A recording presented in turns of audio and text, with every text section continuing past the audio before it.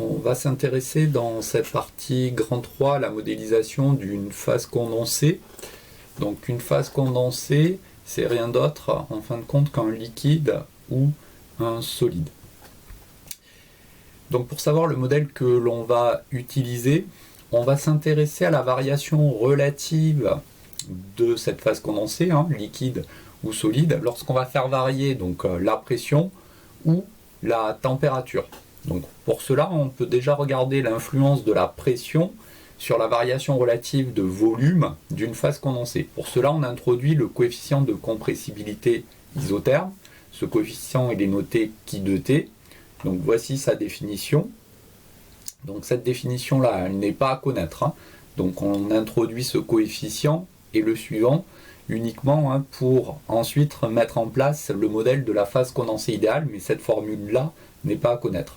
Toujours est-il qu'on remarque qu'on a bien une variation relative de volume, puisqu'on a un dV sur V, et on a ici l'influence de la pression qui est donnée par l'intermédiaire de cette dérivée du volume par rapport à la pression. Donc au niveau des notations, remarquez que ce n'est pas le symbole qu'on utilise habituellement pour la dérivée. Alors ça, c'est lié au fait que le volume, c'est une fonction mathématique de deux variables a priori, à savoir la pression et la température. Et quand on a des fonctions de plusieurs variables, les dérivées se notent différemment. Donc là, en l'occurrence, c'est ce qu'on appelle la dérivée partielle du volume par rapport à la pression, en maintenant la température constante. Donc on avait déjà rencontré une dérivée de ce type-là quand on s'était intéressé à la résolution de problèmes sur le thermomètre de Galilée. Donc je vous rappelle que cette dérivée, c'est ce qu'on appelle une dérivée partielle, avec des dérons ici, mais ça se calcule exactement comme une dérivée classique. Le tout, c'est de bien maintenir la température constante au niveau du calcul. Bien. L'idée ici, ça va être de calculer la variation relative de volume pour une phase condensée. J'ai pris par exemple ici de l'eau liquide, dont le coefficient de compressibilité isotherme vaut 5 fois 10 puissance moins 10 Pascal moins 1. Au niveau de l'unité, si vous regardez, on a un volume sur un volume. Donc le terme dV sur V, c'est une variation relative de volume, c'est une grandeur sans dimension. Il reste donc du 1 sur P. Donc ce coefficient s'exprime bien en Pascal moins 1. Bien, si je veux avoir accès à la variation relative de volume, eh bien on va séparer les variables pour ensuite intégrer. Donc séparer les variables, je vous rappelle, ça revient à s'intéresser au terme de dérivée, dV sur dP. On va regrouper dans un des membres de l'égalité tout ce qui dépend du volume, et de l'autre côté tout ce qui dépend de la pression. Ce que je fais ensuite, c'est que je vais intégrer membre à membre, donc la pression variant de P1 à P2, le volume de la phase condensée, lui variant de V1 à V2. Au niveau de ce terme-là, au niveau de l'intégration, rien de particulier, on a moins ce coefficient de compressibilité isotherme fois la variation de pression.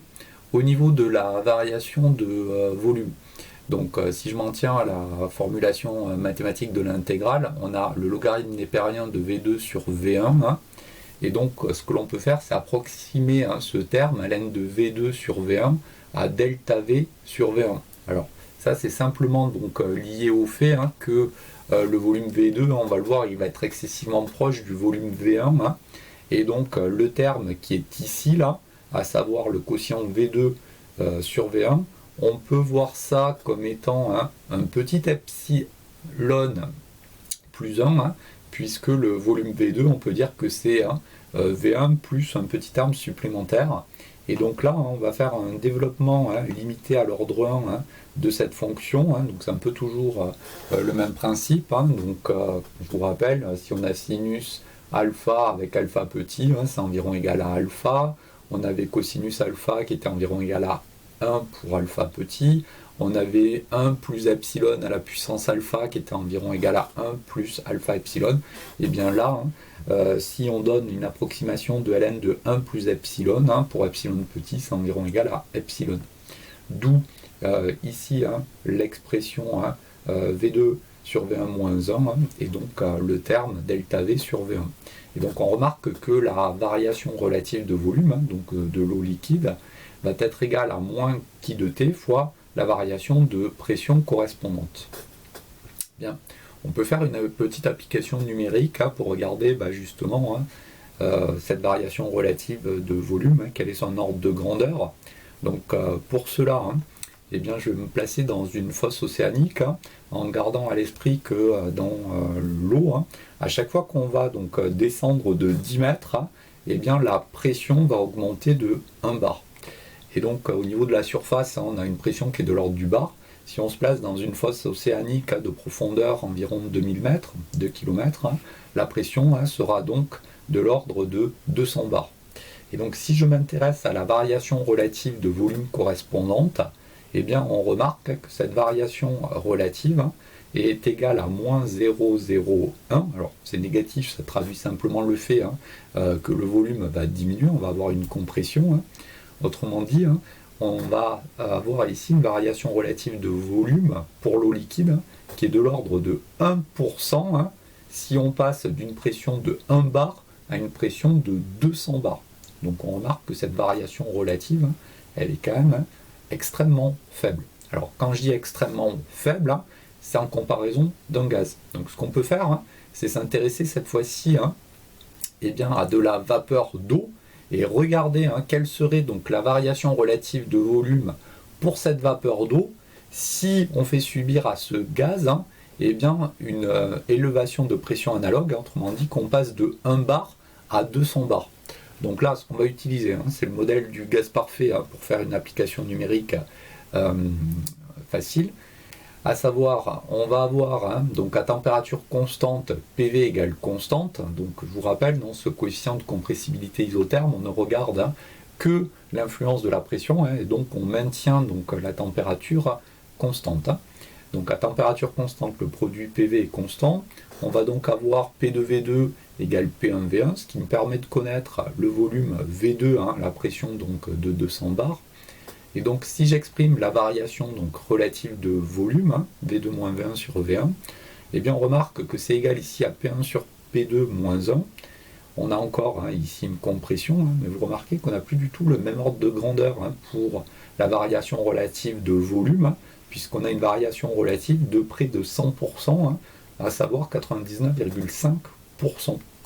Et donc si on compare le comportement eh bien, donc, d'une phase liquide ou d'une phase solide, à savoir d'une phase condensée en comparaison d'une phase gazeuse, eh bien on remarque que ces phases condensées sont très peu compressibles en comparaison des gaz.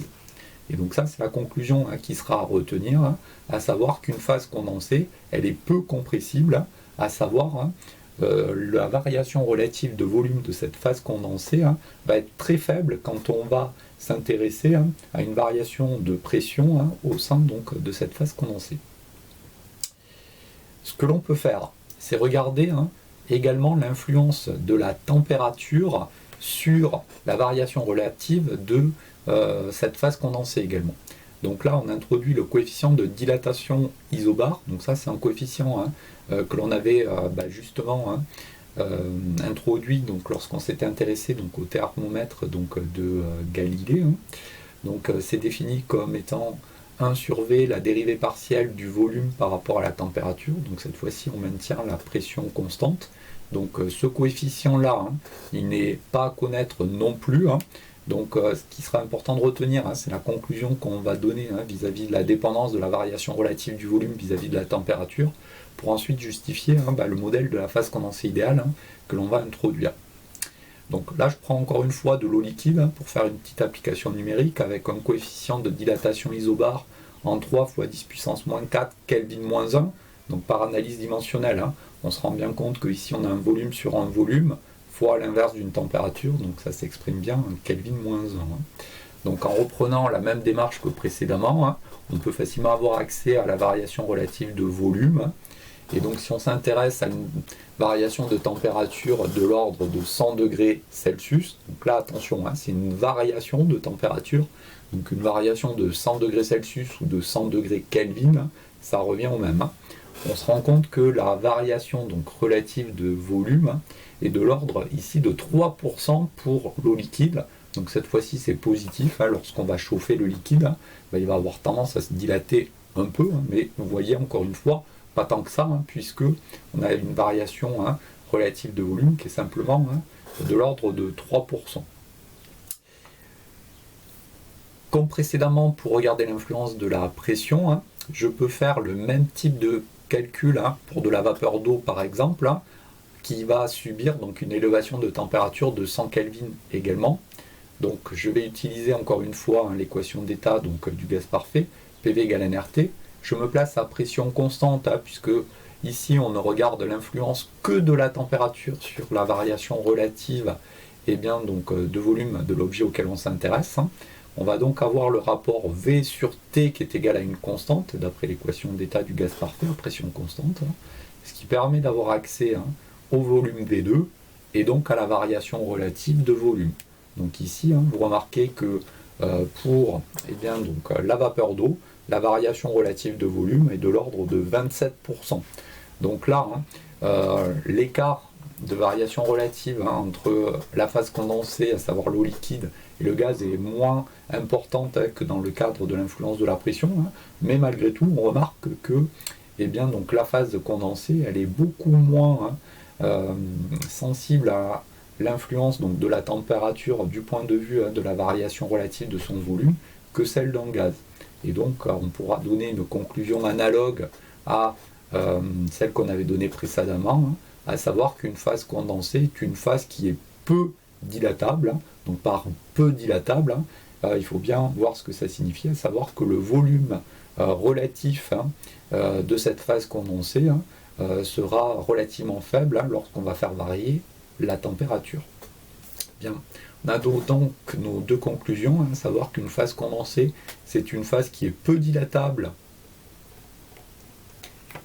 et peu compressible, et donc ça nous suggère d'introduire le modèle idéal de la phase condensée, c'est ce qu'on appelle le modèle de la phase condensée idéale. Donc une phase condensée idéale, ça sera une phase qui sera incompressible et indilatable. Autrement dit, le volume de la phase condensée idéale sera constant. Donc ça, c'est lié à la petite application numérique qu'on a fait juste avant. Ce qui reste à faire, c'est à donner deux caractéristiques thermodynamiques dans le cadre de ce modèle idéal de la phase condensée, à savoir les caractéristiques de l'énergie interne d'une part, et ensuite la capacité thermique. Donc l'énergie interne, comme je le suggérais sur la partie grand 2, c'est une fonction a priori de deux variables, température et volume par exemple.